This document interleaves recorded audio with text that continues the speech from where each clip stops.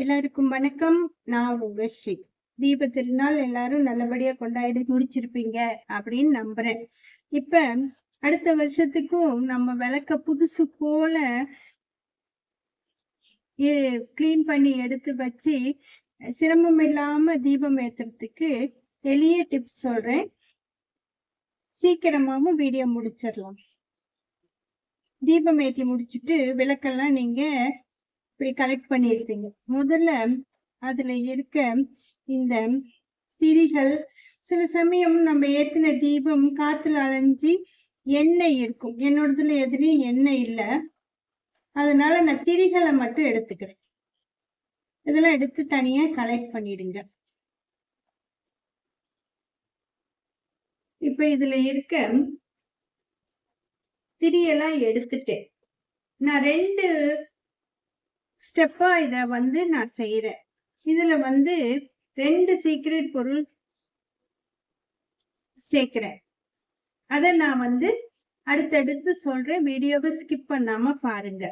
உங்களுக்கு ரொம்ப பயனுள்ளதா இருக்கும். போன வருஷம் நான் கிளீன் பண்ணதும் நிறைய சகோதரிகளுக்கு பயனுள்ளதா இருந்தது. நான் அந்த வீடியோட லிங்கையும் கொடுக்குறேன். இப்ப இந்த விளக்கு எல்லாம் போடுறதுக்கு தகுந்த மாதிரி ஒரு பாத்திரத்துல சுடுதண்ணி எடுத்துக்கணும். இப்ப பாத்திரத்துல தண்ணி கொதிக்குது. நீங்க எப்பயும் பயன்படுத்துற லிக்விட் இதுல சேர்த்துக்கோங்க. நீங்க எந்த ஜெல் பாத்திரம் கழுவ சேர்த்துப்பீங்களோ அதை சேர்த்துக்கோங்க. அது கூட சீயக்காய் நான் தண்ணியில கரைச்சி வச்சிருக்கேன், அதையும் சேர்த்துக்கோங்க. இப்ப நம்ம எடுத்து வச்சிருக்க விளக்குகளை இதுல சேர்த்துக்கோங்க.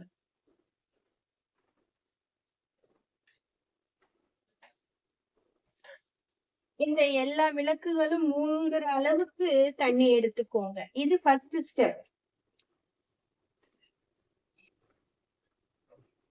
இதுல நல்லா கொதிச்சு வரும்போது விளக்குகளை எடுத்துடணும். இதுல இருக்க மஞ்சள் குங்குமம்லாம் இந்த தண்ணியிலேயே நம்மளுக்கு வந்துடும். இத ரொம்ப நேரம் கொதிக்க விடணும்னு கூட அவசியம் இல்லை.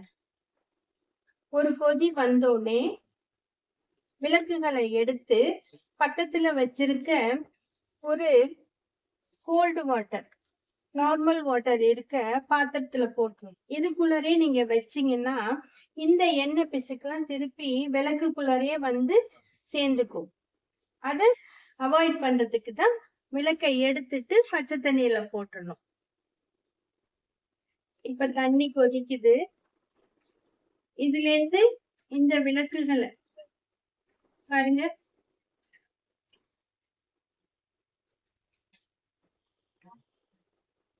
பக்கத்துல இருக்க கோல்டு வாட்டர் இருக்கிறதுல போட்டுறணும். இப்ப இந்த விளக்குல இருந்த மஞ்சள் குங்குமம் அந்த விளக்கு எரிந்து கொஞ்சம் கருகுன மாதிரி இருந்த இதெல்லாம் இதுல ஃபர்ஸ்ட் டைம் வந்துருச்சு. இப்ப அதை எடுத்து நான் ஒரு பாத்திரத்துல பச்சை தண்ணி இருக்கிறதுல போட்டுட்டேன். நெக்ஸ்ட் என்ன பண்றதுன்னு பார்க்கலாம். இப்ப இந்த பாத்திரத்துல இருக்க தண்ணிய ஊத்திட்டு இந்த பாத்திரத்தை ஒரு கழுவிட்டு திருப்பி தண்ணி வைங்க. ஏன்னா இதுல கொஞ்சம் எண்ணெய் பிசுக்கு இருக்கும். அது போக்கிட்டு திருப்பி எண்ணெய் இந்த தண்ணி ஊத்தி இந்த பாத்திரத்துல வச்சதுக்கு அப்புறம் இதுல என்னென்ன இன்கிரீடியன்ட் சேர்க்கணும்னு நான் சொல்றேன். வீடியோ ஸ்கிப் பண்ணாம பாருங்க. இப்ப தண்ணி கொதிக்க ஆரம்பிச்சிட்டு இருக்கு பாருங்க. இப்ப நம்ம எடுத்த விளக்குகள்ல ஆல்ரெடி எல்லா எண்ணெய் பிசுக்கும் போயிடுச்சு. கொஞ்சம் சிரமம் பார்க்காம நம்ம செஞ்சு வச்சுக்கிட்டோம்னா நம்ம வேலைகளை நம்மளே சுலபமாக்கிக்கலாம். தண்ணி கொதிக்க வச்சுட்டு நீங்க இன்னொரு வேலை பார்த்துக்கிட்டே சைட் பை சைடு இதை செஞ்சுக்கலாம். பாருங்க, 1 டைம் நான் போட்டு எடுத்தேன், ஆல்ரெடி இதுவே சுத்தமாயிடுச்சு. தண்ணி கொதிக்க ஆரம்பிக்கும் போது இதுல நீங்க என்ன லிக்விட் ஜெல் எது பயன்படுத்துவீங்களோ கிளீனிங்க்கு அதை யூஸ் பண்ணிக்கோங்க. இல்லாட்டி ஷாம்பு இருந்தாலும் ஒரு 1 ரூபி ஷாம்பு பாக்கெட் வாங்கி நீங்க வச்சிருக்க விளக்குகளுக்கு தகுந்த அளவுக்கு போட்டுக்கோங்க. அப்பதான் எண்ணெய் பிசுக்கு போகும். அது கூட நான் சொன்ன அந்த சீக்ரெட் இன்கிரீடியன்ஸ் இதுதான். இது என்னன்னு உங்களால கெஸ் பண்ண முடிஞ்சா கமெண்ட்ல சொல்லுங்க. இதுதான் நம்மளோட விளக்க ரொம்ப நல்லா சுத்தம் பண்ணி கொடுக்க போற பொருள். இதை நீங்க எல்லாரும் கெஸ் பண்ணியிருந்தீங்கன்னா சொல்லுங்க. நான் வீடியோவோட லாஸ்ட்ல இது என்னன்னு நான் சொல்றேன்.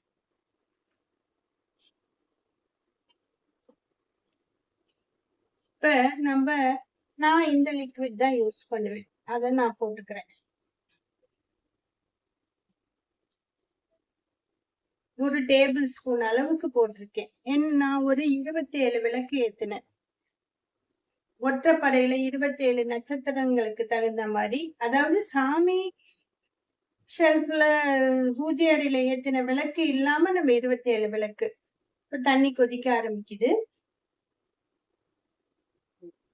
இதுல நான் சொன்ன சீக்ரெட் பொருளையும் போட்டுட்டு நம்ம எடுத்து வச்சு விளக்குகளையும் போட்டுடணும்.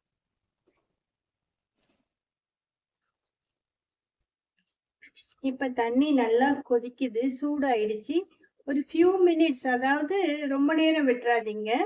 சூடு ஆறுறதுக்குள்ளாரையுமே நீங்க அந்த விளக்கெல்லாம் எடுத்து இன்னொரு பாத்திரத்துல இருக்க தண்ணியில போட்டுருங்க. அல்லாட்டி திருப்பி அந்த எண்ணெய் பிசுக்கெல்லாம் அந்த விளக்குலயே படிஞ்சிரும். சிலவங்க அடுப்பு எரிய விடுவாங்க, சுடுதண்ணி அண்டா வச்சு போடுவாங்க. அப்ப அந்த அடுப்பு எரியறதுல இந்த விளக்க போட்டாலும் இந்த விளக்குல இருக்க எண்ணெயெல்லாம் தீயில எரிஞ்சு விளக்கு நல்லா சுத்தமாகும். அதாவது அடுப்புல அந்த விளக்க போடுறப்ப விளக்கும் உடையாம ஸ்ட்ராங் ஆகும். சூடு காட்ட காட்ட அந்த விளக்கு நல்லா ஸ்ட்ராங் ஆகும். இப்ப இத கொஞ்ச நேரம் விட்டுட்டு நம்ம எடுத்து தண்ணியில போட்டுடலாம். இப்ப இந்த விளக்கெல்லாம் நம்ம தண்ணியில எடுத்து போட்டுடலாம்.